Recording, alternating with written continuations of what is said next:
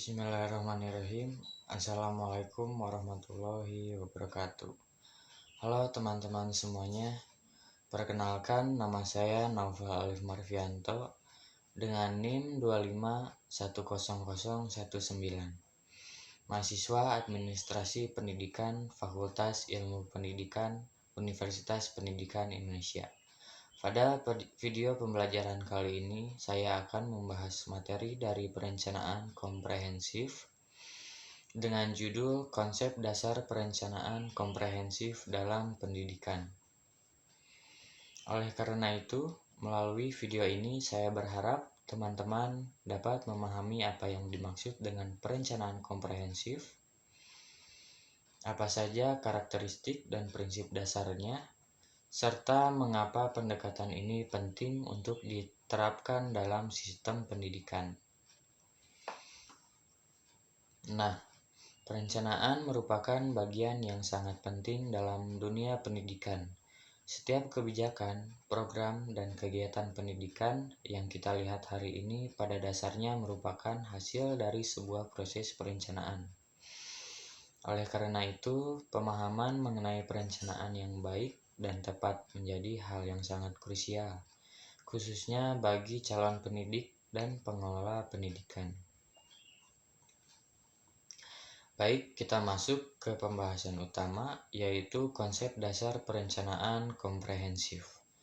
Secara umum, perencanaan komprehensif dapat diartikan sebagai suatu pendekatan perencanaan yang dilakukan secara menyeluruh, terpadu, dan sistematis dengan mempertimbangkan seluruh aspek yang ada di dalam sistem pendidikan. Nah, pendekatan ini memandang pendidikan sebagai sebuah sistem yang utuh, di mana setiap komponennya saling berhubungan dan tidak dapat dipisahkan satu sama lain. Nah, kalau kita lihat dalam perencanaan komprehensif, pendidikan ini tidak hanya dilihat dari satu sisi saja, misalnya kurikulum atau sarana prasarana. Namun perencanaan ini juga mencakup aspek peserta didik, tenaga pendidik, pembiayaan, kebijakan lingkungan sosial, hingga kebutuhan masyarakat dan dunia kerja. Nah, menurut KOMS, perencanaan pendidikan yang baik harus mampu melihat pendidikan secara keseluruhan agar kebijakan yang dihasilkan tidak bersifat parsial dan jangka pendek. Hal inilah yang menjadi dasar mengapa pendekatan komprehensif sangat penting dalam perencanaan pendidikan. Selanjutnya, perencanaan komprehensif memiliki beberapa karakteristik utama. Karakteristik yang pertama adalah bersifat holistik atau menyeluruh. Artinya, perencanaan ini mencakup seluruh komponen pendidikan tanpa mengabaikan satu aspek manapun. Setiap unsur dianggap penting dan saling berkaitan. Karakteristik yang kedua adalah bersifat terpadu. Dalam perencanaan komprehensif, setiap program dan kebijakan pendidikan dirancang agar saling mendukung dan tidak berjalan sendiri-sendiri. Misalnya, perencanaan kurikulum harus selaras dengan perencanaan tenaga pendidik dan sarana prasarana. Karakteristik yang ketiga adalah berorientasi jangka menengah dan jangka panjang. Perencanaan komprehensif tidak hanya bertujuan untuk menyelesaikan masalah saat ini saja, tetapi juga mempersiapkan pendidikan agar mampu menghadapi tantangan yang akan ada di masa depan. Karakteristik berikutnya adalah berbasis data dan analisis kebutuhan. Setiap keputusan dalam perencanaan didasarkan pada data empiris, kondisi nyata di lapangan, serta kebutuhan peserta didik dan masyarakat. Selain itu, perencanaan komprehensif juga bersifat dinamis dan adaptif, sehingga mampu menyesuaikan diri dengan perubahan zaman, perkembangan teknologi, serta kebijakan pendidikan yang harus berkembang. Selain karakteristik perencanaan komprehensif juga berlandaskan pada beberapa prinsip dasar. Prinsip yang pertama adalah efektivitas, yaitu perencanaan harus mampu mencapai tujuan pendidikan yang telah ditetapkan. Prinsip yang kedua adalah efisiensi, yaitu pemanfaatan sumber daya pendidikan secara optimal agar tidak terjadi pemborosan.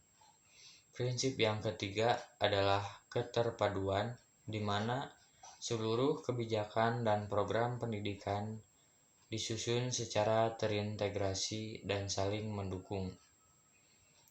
Prinsip yang keempat adalah berkelanjutan, sehingga hasil perencanaan tidak hanya dirasakan dalam jangka pendek, tetapi juga memberikan dampak jangka panjang. Prinsip yang terakhir adalah partisipatif, yaitu melibatkan berbagai pihak yang berkepentingan seperti pemerintah, sekolah, guru, orang tua, dan masyarakat. Dengan menerapkan prinsip-prinsip tersebut, perencanaan komprehensif dapat diharapkan mampu menghasilkan kebijakan pendidikan yang lebih tepat sasaran dan berkelanjutan. Sebagai contoh, penerapan perencanaan komprehensif di tingkat sekolah,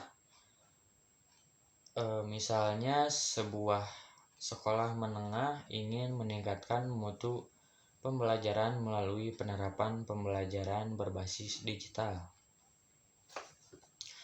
Jika sekolah tersebut menggunakan pendekatan perencanaan komprehensif, maka perencanaan tidak hanya difokuskan pada pengadaan perangkat teknologi seperti komputer atau proyektor dan lain-lain. Sekolah juga perlu merencanakan kepelatihan bagi guru agar mampu menggunakan teknologi secara efektif, menyesuaikan kurikulum dengan pembelajaran digital, menghitung kebutuhan anggaran, memastikan kesiapan peserta didik, serta melibatkan orang tua dan masyarakat dalam mendukung program tersebut. Dengan pendekatan ini, seluruh aspek yang berkaitan dengan pembelajaran digital direncanakan secara terpadu. Hasilnya, program yang dijalankan tidak hanya bersifat sementara, tetapi mampu memberikan dampak jangka panjang terhadap peningkatan mutu pembelajaran. Pendekatan serupa juga dapat kita lihat pada kebijakan nasional seperti Merdeka Belajar, yang dirancang dengan mempertimbangkan berbagai aspek pendidikan secara menyeluruh, mulai dari kurikulum, asesmen, peran guru, hingga sistem pendukung lainnya. Sebagai penutup, dapat disimpulkan bahwa perencanaan komprehensif merupakan pendekatan perencanaan pendidikan yang bersifat menyeluruh, terpadu, dan berorientasi jangka panjang. Pendekatan ini sangat penting untuk memastikan bahwa setiap kebijakan dan program pendidikan mampu berjalan secara efektif, efisien, serta berkelanjutan dalam menghadapi berbagai tantangan pendidikan. Pertanyaannya, apakah perencanaan pendidikan yang kita jalankan saat ini sudah benar-benar disusun secara komprehensif dan berbasis kebutuhan nyata? Demikian video pembelajaran ini saya sampaikan. Mohon maaf apabila ada salah kata. Semoga bermanfaat dan dapat menambahkan pemahaman bagi kita semua. Terima kasih atas perhatiannya. Wassalamualaikum warahmatullahi wabarakatuh.